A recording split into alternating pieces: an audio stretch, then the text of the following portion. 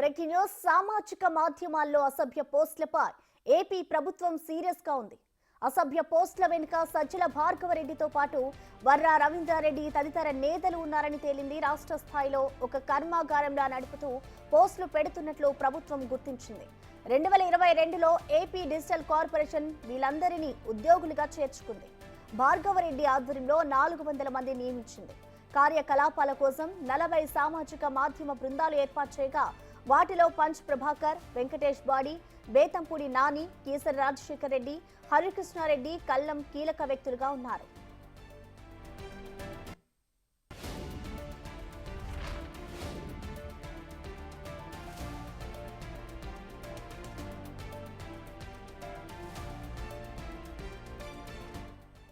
ఈ మొత్తం వ్యవహారం వెనుక సజ్జల భార్గవరెడ్డితో పాటు జగన్ సమీప బంధువు అర్జున్ రెడ్డి పాత్ర ఉందని తేల్చారు. ఈ కేసులో ఎంపీ అవినాష్ రెడ్డి పిఏ రాఘవరెడ్డి కోసం గాలిస్తున్నారు. ఈ కేసులో భార్గవరెడ్డి ఎంపీ అవినాష్ చుట్టూ ఉచ్చు బిగుస్తోంది. పోలీసు విచారణలో వర్ర రవీంద్రారెడ్డి, అవినాష్ రెడ్డి పేరు చెప్పినట్టు సమాచారం. మొత్తం ఈ వ్యవహారానికి కర్మ, కర్త, క్రియ భార్గవరెడ్డి అని పోలీసుల విచారణలో తేలింది.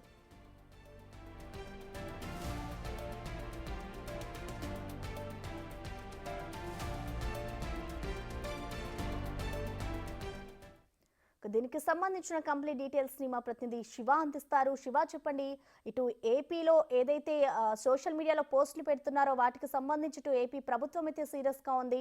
ఇప్పటికీ ఈ కేసులో వర్ర రవీంద్రారెడ్డి కూడా పోలీసుల అదుపులో ఉన్నారు. మరి మిగతా వారిపై ఇటు పోలీసులు ఎటువంటి చర్యలు తీసుకోబోతున్నారు? విచారణ ఏ విధంగా జరగబోతుంది శివ? ప్రసన్న, మొత్తం మీద చూసుకుంటే కడప జిల్లాలో సోషల్ మీడియాలో ఇష్టానుసారంగా పోస్టులు పెట్టి గతంలో భారతీ సిమెంట్స్లో పనిచేసిన వర్ర రవీంద్రారెడ్డి అతనిచ్చిన స్టేట్మెంట్ ఇప్పుడు వైఎస్ఆర్సీపీలో పెను ప్రకంపనలు సృష్టిస్తుంది. ఆ పార్టీలో కీలకమైన నేత, గతంలో సోషల్ మీడియా ఇన్ఛార్జిగా వ్యవహరించిన సజ్జల భార్గవరెడ్డి, కడప ఎంపీ అవినాష్ రెడ్డి, అలాగే వైసీపీ అధినేత జగన్మోహన్ రెడ్డి సమీప బంధువు వైఎస్ అర్జున్ రెడ్డిపై మెడకు ఉచ్చుజుటుగా అవకాశం కనిపిస్తోంది. ఈ ముగ్గురు నేతృత్వంలోనే సోషల్ మీడియాలో గత 5 సంవత్సరాల కాలంగా ఇష్టానుసారంగా పోస్టులు పెట్టారని చెప్పి కూడా రవీంద్రారెడ్డి పోలీసులకు ఇచ్చిన వాంగ్మూలంలో తెలిపినట్లు కూడా డీఐజీ కొయ్య ప్రవీణ్ చెప్పడం జరిగింది. ఏదైతే 2021లో సజ్జల భార్గవరెడ్డి సోషల్ మీడియా కన్వీనర్గా బాధ్యతలు స్వీకరించిన దగ్గర నుంచి రాష్ట్ర వ్యాప్తంగా బూతులకు సంబంధించిన పోస్టులు ఇష్టానుసారంగా పెట్టడం, అలాగే తన మన భేదం లేకుండా, స్త్రీ పురుష తేడా లేకుండా ఇష్టానుసారంగా పోస్టులు పెడుతూ ఇష్టానుసారంగా వ్యవహరించారు. దీనిపై సమగ్రమైన విచారణ చేసినట్టు కూడా తెలుస్తోంది. దాదాపుగా 130-140 మంది సోషల్ మీడియాలో యాక్టివ్గా ఉండి ఒక్కొక్కరికి 8,000 రూపాయల నెలకి జీతం ఇచ్చి వీరంతా కూడా పోస్టులు పెడుతున్నట్టు పోలీసు విచారణలో తేలింది.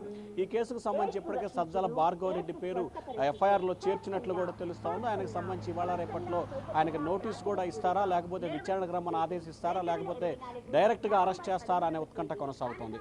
మరొక వైపు ఎంపీ అవినాష్ రెడ్డి పిఏ రాఘవరెడ్డి కోసం ప్రత్యేక బృందాలు గాలింపు చర్యలు చేపడుతున్నాయి.